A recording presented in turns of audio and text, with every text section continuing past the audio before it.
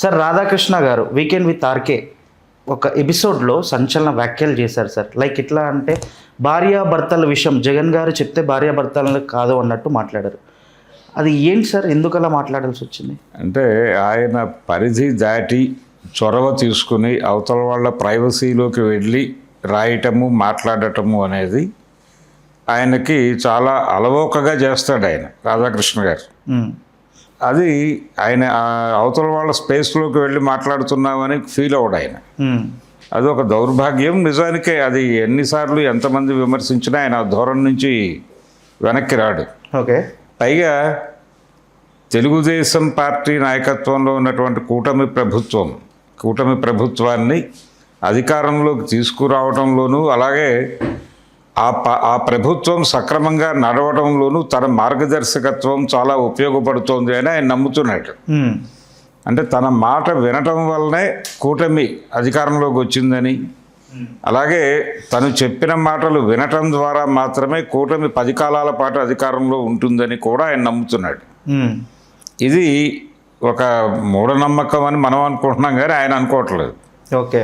ఆయన నమ్మకంగానే ఉన్నాడు.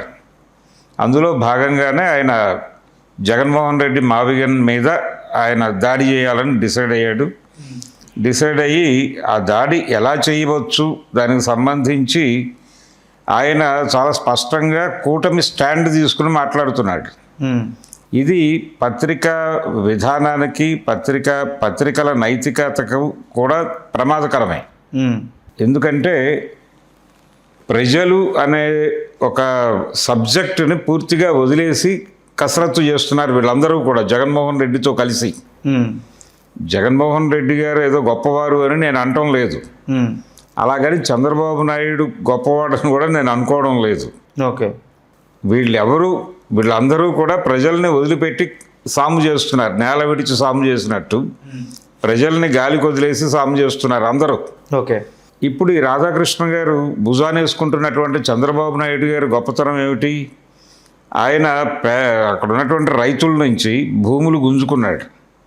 అంటే ప్రజలకి ఉండేటువంటి వ్యక్తిగత ఆస్తి హక్కుని వైలేట్ చేసి ప్రకృతి ఇచ్చినటువంటి రాజ్యాంగం ఖాయపరిచినటువంటి హక్కుని రద్దు చేసి ఆ హక్కుని పక్కకు తోసి జనాల భూముల్ని ల్యాండ్ పూలింగ్ అనే పేరుతో ఆయన ప్రభుత్వానికి తీసేసుకున్నాడు. 38,000 ఎకరాలు మొదట తీసుకున్నాడు. ఇప్పుడు 40,000 ఎకరాలకి టెండర్ పెట్టాడు. నడుస్తోంది డ్రామా. కాబట్టి ఆ భూములు ఏం చేస్తాడు ఆయన? ఎవరికి ఇస్తాడు? కార్పొరేట్లకి పంజారం చేయటం కోసం లాక్కుంటున్నాడు. అమరావతి అభివృద్ధి అనే పేరుతో పెట్టుబడులను తీసుకొస్తాను ఇక్కడికి. పెట్టుబడులు తీసుకొస్తే ఆ భూముల్లో వ్యాపారం చేస్తారు వాళ్ళు. మొన్న బిల్ గేట్స్ వచ్చి వెళ్ళాడు. ఆయన కూడా అక్కడికి వచ్చి మిరపకాయ బజ్జీలో పునుగులో తినడానికి రాలేదు. ఆయన భూములు తినడానికి వచ్చాడు. ఆయనకు భూములు పెట్టడానికి రైతుల దగ్గర నుంచి చంద్రబాబు గారు భూములు లాక్కున్నాడు. ఇలాగే మొత్తం ప్రపంచవ్యాప్తంగా ఉన్న కార్పొరేట్ల కోసం వీళ్ళ భూములు లాక్కుని అవి అత్త సొమ్ము అల్లుడు దానం లాంటి కార్యక్రమం ఆయన చేస్తున్నాడు. జగన్మోహన్ రెడ్డి గారు ఇప్పుడు మావిగన్ అంటున్నాడు కానీ నిజానికి ఆయన అధికారంలో ఉన్నప్పుడు చేయవలసిన పని చేయకుండా వదిలేసిన పని, ఒక దారుణమైన పని ఒకటి ఉంది. అది చేసుంటే ఈ రోజున రాధాకృష్ణ ఈ మాటలు మాట్లాడేవాడు కాదు. ఓకే. ఏం చేసి ఉండాల్సిందంటే ఆయన నేను 3 రాజధానుల్ని నమ్ముతున్నాను. ఆయన ఏం చెప్పాడు? అభివృద్ధి వికేంద్రీకరణ 3 రాజధానులు అని చెప్పాడు. నిజమే. అది డెఫినెట్గా అప్రిషియేట్ చేసి తీరవలసిన అంశమే. ఆయన శాసన రాజధానిగా కర్నూలు అనుకున్నాడు. కర్నూలు కాదని కోర్టు అంది. కోర్టు తిరిగి అమరావతికే వచ్చింది. కాబట్టి అమరావతి శాసనసభ 2 అక్కడే ఉంటాయి, అమరావతిలోనే. ఒక్క సెక్రటేరియట్ మాత్రమే వైజాగ్ తీసుకెళ్తాను అని వైజాగ్ షిఫ్ట్ చేసి అనే ప్రోగ్రాంతోనే కదా మీరు దాన్ని భుజానేసుకుని మోస్తోంది మీ స్వార్థ ప్రయోజనాల కోసం. ఈ దేశంలో కార్పొరేటీకరణ జరుగుతోంది.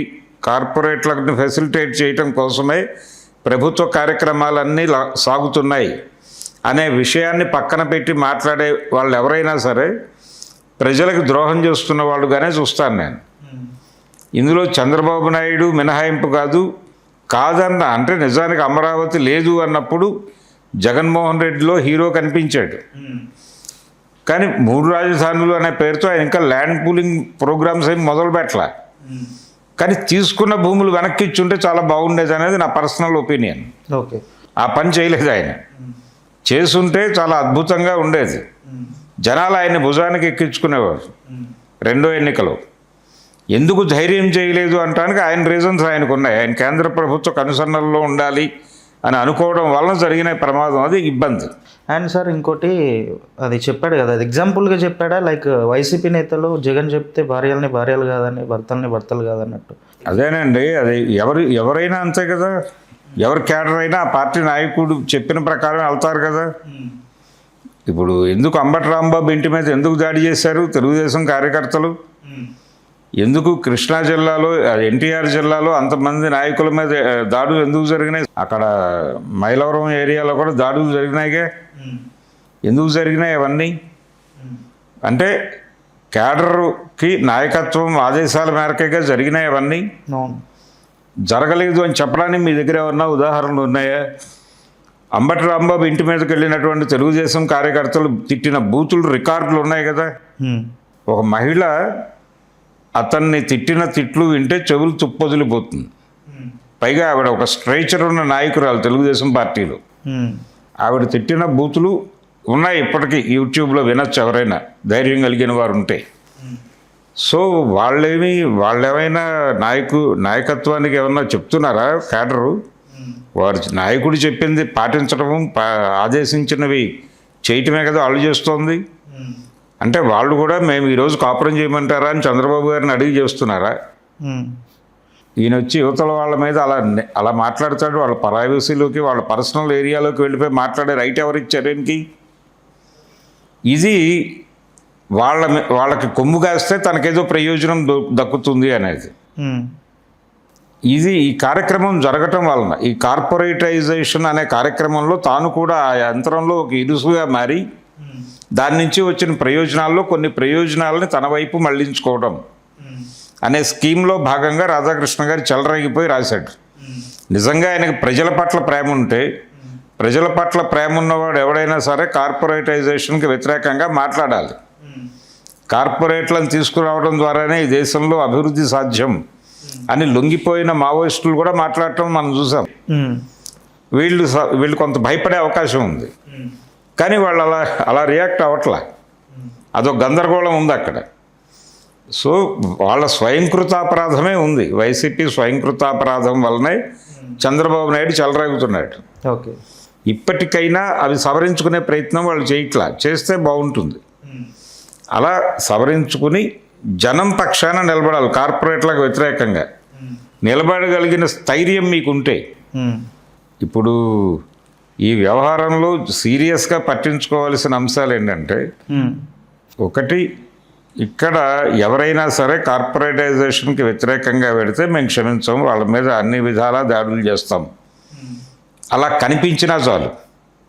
లేదు కార్పొరేటైజేషన్ ప్రోగ్రామ్కి నెగిటివ్గా ఏం మాట్లాడినా, ఇప్పుడు ఆయన ఏం మాట్లాడుతున్నాడు జగన్మోహన్ రెడ్డి గారు, ఈ మావిగన్ అనే పేరుతో మచిలీపట్నం, విజయవాడ, గుంటూరు కలిపి ఒక సముదాయం అంటున్నాడు.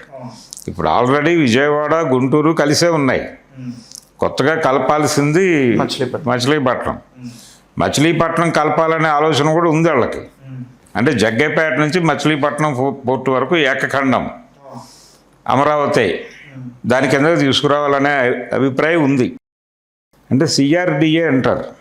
సిఆర్డిఏ పరిధిలోకి తీసుకురావాలనే అభిప్రాయం ఉంది చంద్రబాబు. మీరు కొత్తగా చెప్పాల్సిన అవసరం లేదు. ఆయనకు ఆల్రెడీ ఆయన బుర్రలో ఉంది గోల. అక్కడ ఆ భూముల్ని కూడా సొమ్ము చేసుకోవాలనే కోరిక ఆయనకు ఉంది. వీళ్ళెవరు సలహాలు చెప్పడానికి ఆయన తినమరిగిన కోడి ఇల్లెక్కి కూస్తుంది అన్నట్టు, తినమరిగిన కోడి ఇల్లెక్కి కూయటం లాంటిదే చంద్రబాబు మాట్లాడటం కానీ, లేకపోతే రాధాకృష్ణ మాట్లాడటం కానీ. అందుకని ఈ తినమరిగిన కోడి కూతలు పట్టించుకోవాల్సిన అవసరం లేదు జనాలు అని మాత్రం నేను బలంగా చెప్పదలుచుకున్నాను. ఆయన వాంటెడ్గానే జగన్మోహన్ రెడ్డిని కాన్సన్ట్రేట్ చేసి తిట్టిన మాట వాస్తవం. క్రిటికల్గా మీరు వెళ్ళండి, తప్పులేదు. మీరు విమర్శ పెట్టండి. ఆ విమర్శలో ఒక లాజిక్ ఉందనే విషయం ప్రజలు అనుకోవాలి. అంతే తప్ప తిట్టడం కోసం తిట్టడం కాదు. రైట్. ఆయన చేస్తోంది అదే దుర్మార్గం. రాధాకృష్ణ చేస్తున్న దుర్మార్గం అదే. మీడియా అంటే ఆయనకి సంబంధించినటువంటి మీడియా హౌసెస్ని తీసుకెళ్ళి ఒక రకంగా పార్టీతో, తెలుగుదేశం పార్టీతో అంటకాగే పరిస్థితికి తీసుకెళ్తున్నాడు ఆయన. ఇది ప్రమాదకరం. ఇది మీడియా కండిషన్ ఏంటి భారతదేశంలో అనడానికి ఉదాహరణ. కాబట్టి ఇది ప్రమాదకరమైనటువంటి వ్యవహారం నడుస్తోంది మన కళ్ళ ముందే, మనకు తెలియకుండా. కొంచెం ప్రజలు దీన్ని పట్టించుకొని దాడి చేయాల్సిన అవసరం అయితే ఉంది.